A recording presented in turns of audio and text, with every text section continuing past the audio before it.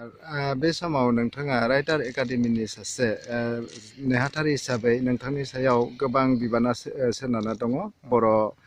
रेबग्रा जुथुमनि हिसाबै माखासे थुनलाइ बिथिंनि आयदायाव बे थुनलाइनि बिथिंनि आयदायाव खोनानो मोन्दों बा जों नुदों पेपारि कागजो बर' मिडियामनि जिथु बिजों बे बिजोङा नोंथांमोननि गलाघाट एरियायाव बेसेबां गोहोम गोलैना दङ दासिम?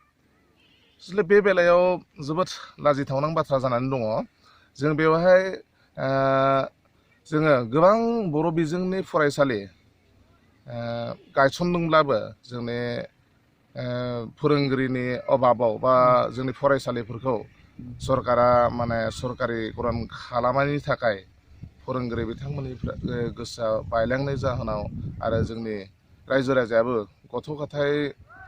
हरनाय बेलायाव एसे फासुना थानाय बेलायावनो लासै लासै जोंनि फरायसालि बर' बिजोंनि फरायसालिफ्रा थैलांनो हमदोंसै। नाथाय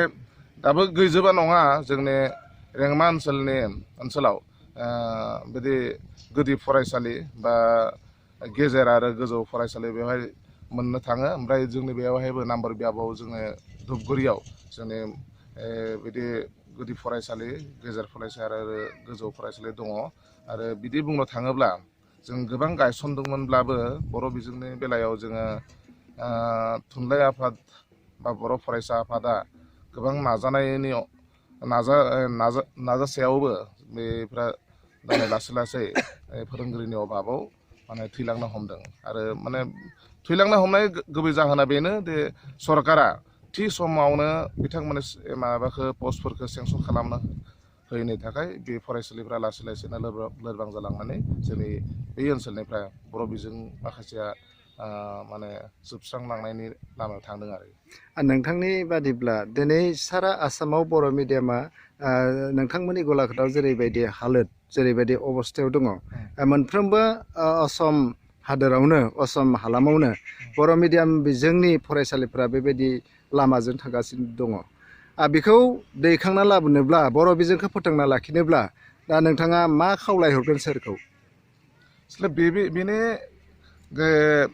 गाहाय बिबानानो जानांगोन जोंनि गारजेनफोरनि बिमा बिफाफोरनि जोंनि माहारियारि गौथुमफोरा जेसेबां हागौ गावनि बोलोनि जखायै नाजागासिनो दङ। थुनलाइ आफादा नारा नाथा जोंनि बिजोंखौ फोथांना लाखिनो थाखाय बिथांमोना गोबां खामानि मावबोदों। फरायसा आफादाबो जायगा जायगा बिदि मावबादा लानानै बा सांग्रांथि मेल लानानै रायजो राजाखौ बुजायगासिनो दङ जे जोंनि माहारिनि जा राव थुनलाइ बेखौ फोथांना लाखिनांगौब्ला जोंनि बर' बिजोंनि फरायसालिखौ जोङो फोथांना लाखिनो नांगोन। नाथाय जोंनि बे आं आगोलनो बुंनाय बायदिनो जोंनि सरकारा फरायसालिफोरखौ फोथांनाय बेलायाव जाखिनि राहा लानांगौ बे राहा लायैनि थाखाय बा फोरोंगिरिफोरनि जा साख्रि बा पस्ट बेफोरखौ सरकारिकरन खालामना होयैनि थाखायनो बेफोरा लासै लासै थैलांनो हमदों। आरो बे बेलायावहाय जोंनि बिमा बिफाफ्राबो सांग्रां जानांगोन। गावनि गथ' गथायफोरखौ जोंनि बिमा रावजों फोरोंनो थाखाय बा गावनि बिमा रावजोंनो सोलोंथाइ लानो थाखाय गावनि गथ' गथायफोरखौ फरायसालियाव थिनहरनांगोन। होमब्लासो जोंनि बे फरायसालिफोरा थांनानै थागोन। आरो फरायसालिफ्रा थांनानै थाब्लासो जोंनि माहारिनि जा राव थुनलाइ बे राव थुनलाइया अराय जुगामि जागोन होननानै आं सानो। आरो बे बेलायाव जोंनि जोङो गोग्गाना लानो हायो जे जोंनि गोरिब गुन्द्रा माखासेया जोङो गथ' गथायफोरखौ फरायसालियाव थिनहरो। नाथाय जोंनि माखासे लाजिनांथाव बाथ्राया बेनो जे जोंनि माखासे दैदेनगिरिनि गथ' गथायफोरखौनो जोङो बर' बिजोङै थिनहरालासिनो गुबुन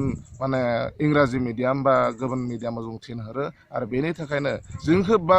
जोंनि दैदेनगिरिफोरनि जा आखल आखुथायफोरखौ नुनानैनो जोंनि गोरिब श्रेणिनि जा मानसि बिसोरबो नुनानै गावसोरनि गोसोखौ बायलांनाय बायदि मोनो। ओंखायनो लासै लासै बेबायदिनो गोदोरफोरखौ नुनानै बिथांमोननि लामाजोंनो थांनो नाजानाय बेलायावनो जोंनि बे बर' बिजोंनि फरायसालियाव थिनहरनाय जा हुदा बे हुदाया खमायलांदों होननानै आं सानो। एडुकेसन एक्ट इन्डिया आरो आसाम बिनि बेलायाव नोंथाङा मा होनगोन बर' बिजोंनि सायाव? बर' बिजोंनि सायाव जा एडुकेसन एक्ट नोंथांमोना बे खौरां बिजोंनि मानसि हिसाबै नोंथांमोना मोजाङै मिन्थिखागोन जे जोङो बर' फरायसा आफादानो जा बा बर' थुनलाइ आफादानो जा जोंनि बर' मिडियामखौ फोथांना लाखिनाय बेलायाव मोनसे आलादा मोनसे माबा जा बर्ड बे बर्डखौ गोबां समनिफ्रायनो सरकारा नारसिनगासिनो दं जे जोंनि बर' बिजोंखौ माने सालायनो थाखाय बा बर' बिजोंनि जा आनजाद बे आनजादफोरखौ मोजाङै नायनो थाखाय माने सरकारखौ नारसिनगासिनो दं आलादा मोनसे बर्ड माने दाना होनानै जोंनि बे बर' बिजोंखौ माने फोथांना लाखिनाय बिबाना सरकारनिबो दं होननानै जोंनि दैदेनगिरिमोना सानो नाथाय बे जोङो नारसिननाय बेलायावबो बा जोङो बर' फरायसायानो जा थुनलाइ आफादानो जा बा रेबग्रा जथुमनि दैदेनगिरि बिथांमोना सरकारखौ नारसिन सायावबो माने बिथांमोना गोख्रों राहा लायाखै आरो बे जा एडुकेसन एक्ट सरकारनि जोंहा मोनथाय दङ जोंहा गावनि बिमा रावजों फरायनायनि बा जोंनि गथ' गथायखौ गावनि बिजोंजोंनो गावनि बिमा रावनि बिजोंजोंनो सोलोंथाइ लानायनि जोंहा मोनथाय दङ बे एक्टनि माने जरियाते नाथाय जोङो मोनथाय दङब्लाबो माने सरकारा बे बेलायाव जोंखौ माने बिमा गदायनि नोजोरजों नायनायनि थाखाय जोङो गावनि बिमा रावनि जा बिजों बे बिजोंजों जोङो मोजाङै सोलोंथाइ लानो खाबु मोनाखै होननानै आं सानो आरो दा नैबे आसामनि जिथु रिसेन्टलि जिथु बिथांमोना बिल पास खालामबाय सारा आसामावनो असमिया भाषाया रायजो भाषा जानांगौ होननानै बे बेलायावहाय काउन्सिल बायदिसिनायावहाय दा बिटिएडि एरियायावहाय बर' बिजोङा थागोन थेवबो बेखौ लेङाइ एसामिस रावखौ लेङाइ होननानै फोसावनांगौ बेखौ बुंदों फारसेथिं नब सरिनाया मा खालामदों बिटिएडिआव एसामिस रावखौ जाबसिनना होनायखौ नुनो मोन्दों जाबसिनना होनो थांनायखौ नुनो मोन्दों बे बेलायाव नोंथाङा मा बुंगोन बेथ' नबस्रनायनि बाथ्राखौ थोंजोङै बुंनो थाङोब्ला बेथ' जोङो जायफोरनि खौरां बिजों बा जोङो मिडियाफोरनि बा ससियेल मिडियाफोरनि जरियते जों जायफोरखौ नुनो मोनो बिथाङा माखासे रेजें बाथ्रा बुंनानै जोंनि रायजो राजानि गोसोखौ माने बेलेग फारसेथिं डाइभार्ट खालामनो नाजागासिनो दङ जा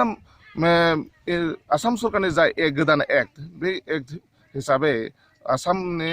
सारा आसामावनो माने गाहाय राव हिसाबै गाहाय भाषा हिसाबै आसामिस रावखौ बिथांमोना माने फसंथानो नारा नाथा नाजादों बा बै माबानि जा मोनसे फरायसा माने आसुनि जा आन्दलननि समाव बिथांमोना जा माने सुक्ति दंमोन बे सुक्तिनि आधाराव बिथांमोना मोनसे दफाखौ कारज'करि खालामनांगौ होननानै नारसिनगासिनो दङ नाथाय बे नारसिनबाय थाब्लाबो माखासे जोंनि ट्राइबेल माहारिनिफोरनि बा गुबैयै जोंनि बर' माहारिनिफोरनि राव फोथांना लाखिनाय बेलायाव खिन्थु बेयाव जोबोद मोनसे माने जेंना जेंगोना हाबना दं होननानै आं सानो मानोना जुदि सारा आसामावनो आसामिस रावखौल' माने मोनसे माने गाहाय राव होनानै बिथांमोना फसंनो नाजायो होमबा जोंनि बर' बिजोंनि जायफोरा फरायसालि बर' रावनि जा थुनलाइ बे बर' राव जोंनि बिमा राव बे बिमा रावा लासै लासैनो जायखिनि जोङो माने दा सुबिदा मोन्दों सरकारनि बेफ्राबो लासै लासै गोमालांगोन आरो जोंनि राव फोथांनाय बेलायाव बा थुनलाइ सोरजिनाय बेलायाव जोङो माने आगोलनिख्रुइ माने लासै लासै खम सुबिदा मोनसिनगोन होननानै आं सानो आरो नबस्रनायनि बाथ्राखौ नोंथांमोना मिथिखागौ बिथाङा माखासे पलिटिकेल एजेन्डाखौ लानानै मानसिफोरनि गोसोआव ओरैबायदि मोनसे माने गाज्रि आबहावा सोरजिनो नाजागासिनो दं मोनफ्रोमबो बिथांनि स्पिचआवनो एन्टि बर'नि दा माने केरेक्टार बे केरेक्टारफ्रा बिथांनि बिबुंथियाव माने बेरखाङो ओंखायनो जोङो थोंजोङै बुंनो नाजागोन बे माने एमपि हिरा सरनियाया गावनि जा बिबुंथि गावनि जा खौरां बिलाइयावनो जा बा गुबुन गुबुन ससियेल मिडियायाव गाव हगारनाय जा बिबुंसार बे बिबुंसारखौ थिखांना लानांगौ आरो आं नारसिनगोन आं बेखौ माने बुंनो नाजागोन जे जोंनि बर' माहारिनि माने हेंथायै बेरेखायै जायफोर बिथाङा बिबुंथि लाखिदों बे बिबुंथिखौ थिखांनानै लानानै आरो जोंनि बर' माहारिनि सेराव बिथाङा माने निमाहा बिनांगोन होननानै आङो सानो साबायखर नोंथांखौ दसे सम लोगो मोननानै गोजोननाय मोन्दों आरो बेबायदिनो आंनि चेनेलनि गेजेरजों नोंथांखौ फिन गोदान बोसोरनि 2020 मायथाइनि आरो फैबाय थानाय दमासिनि गाहाम हामलायनाय बावनायजों दिनै नोंथांनिफ्राय आं बिदाय लाबाय खुलुमबाय